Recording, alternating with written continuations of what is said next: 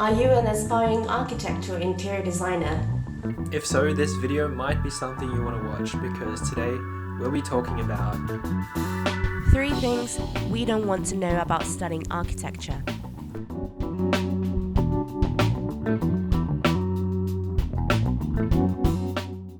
Hey everyone, thank you so much for coming back to my channel again. In today's video, I'm collaborating with aspiring filmmaker Alvin, who is currently studying MA Architecture in Australia.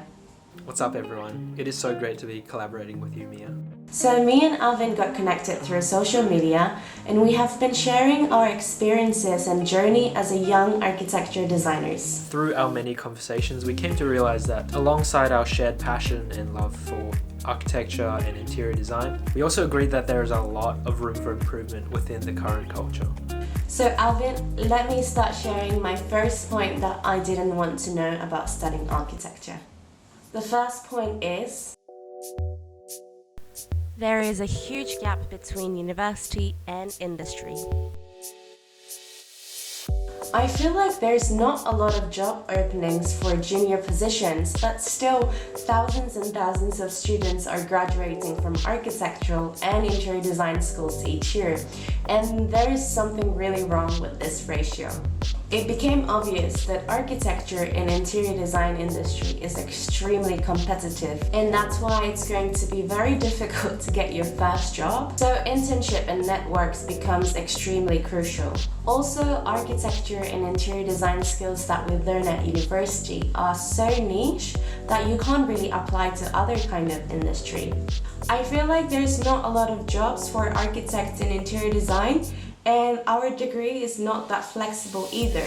Also, architecture and interior design industry relies a lot on how the economy is going. If the economy is going really well, there will be a lot of projects, and obviously company wants to hire more designers to their project to support them. But if the economy is going really bad, like what we have experienced in COVID, the company has no hesitation in making redundant of their designers.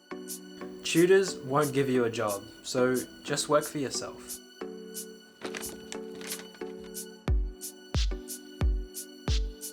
First of all, don't get me wrong, tutors are incredible mentors and they can really help some people throughout their careers.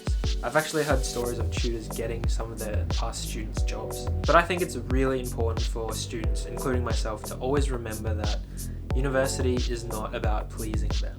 So one of the most frustrating things I feel like I hear all the time at uni is when my peers ask tutors, "What do you want me to do?" It's frustrating because some people just never get the chance to develop their own ideas and kind of tiptoe around their own projects just to make sure that the tutor is okay with it. And yes, of course, students should always respect their tutors regardless and listen to what they have to say. Because of course, at the end of the day, architecture school is very subjective. And if you don't listen to them, it might affect your grade. But the truth is, there are really terrible tutors out there. No matter how anyone wants to try and spin this, it's the truth. And you know who I'm talking about. These are the tutors that make students do what they want them to do, or they bully them, or are just too close-minded to, teach. These people won't teach you that much, and your grade is kind of established from the start. If you come across tutors like this, and you probably will, just try and remind yourself why you enrolled into architecture school in the first place. Are you there for an education, or are you there to please your tutors? I mean, either way, whether you have a good tutor or a bad tutor, there's one thing that most architecture students can probably relate to. You are glued to your desk most of the time. So since I was young, I always had a desire to not work in an office environment. I just hated the idea of being stuck at your desk 24/7 in a corporate office environment. But you know what? After working in 3 different kinds of architecture studio, I realized that architectural industry is more or less office job. Or maybe it's worse.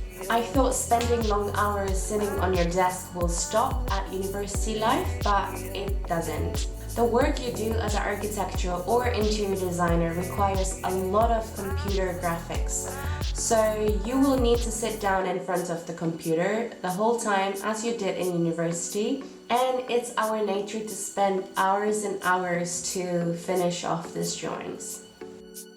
When I think about how many hours I've spent at my desk over the years, it kind of freaks me out. Not because I didn't get any work done, but it's because my 20s have kind of flown by, and there are so many things that I haven't really gotten to do yet or experience. Look, I get that the process to become a licensed architect is a really long one, but is there really any rush to get through university? Realistically, could a 3-year degree be stretched out to 4, just so that you can spend a little more time living life, I guess? And would undertaking less courses throughout a semester actually let us absorb more? That's just something I think I'd reconsider if I got the chance to go back again. So these are the 3 things we thought we'll share with you who are considering studying architecture for your career. The truth may not seem like what you have imagined, right? But the point of this video is not to criticize or to complain about our architectural culture. But we believe that by starting to talk about these kind of issues, maybe we can improve things. So I've just started working a video series called Critiquing Architecture School. And the aim of this series is not to discredit or attack architecture school. Like any critique, the aim is to understand the current systems, put forward the issues that we have, allow the decision makers to make their case, and if need be, find real solutions that could make architecture school better for all of us. I've made a short video about the whole series on my own YouTube channel, so feel free to go check that out. So yeah, thank you so much, Mia, for having me on. It's been awesome to collaborate with you, and I really hope that your audience could get something out of what I had to say.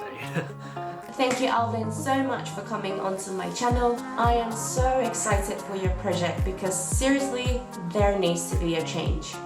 So make sure everyone to go and check Alvin's channel and upcoming videos. Bye!